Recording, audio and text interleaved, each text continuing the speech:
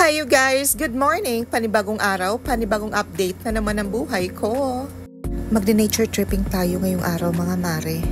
Tamang-tama at maganda ang panahon ngayon. Pupunta tayo sa Barangay Silab, Amlan. Sa mga hindi nakakaalam, Amlan is in the province of Negros Oriental. At sa mga batang 80s dyan, yung palaging nanonood ng Magandang Gabi Bayan tuwing Semana Santa, yung palaging fini-feature ni Nolo de Castro mga mare kasi marami daw nangyayaring kababalaghan dito.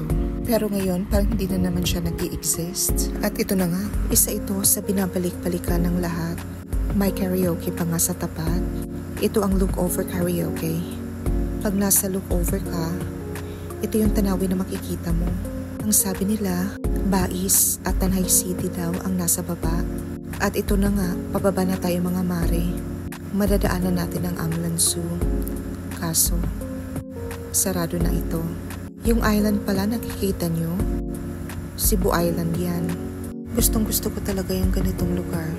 Pag nandito ako, nagdi-decrease yung anxiety level ko mga mare. Parang kalmadong-kalmado yung utak ko. Nakakapagpahinga siya kumbaga. The best talaga ang Mother Nature. Wala lang, na-share ko lang. Maraming salamat pala sa patuloy na panunood. Na-appreciate ko kayong lahat. Ito na nga at pauwi na kami. Bukas na naman ulit mga mare. Bye!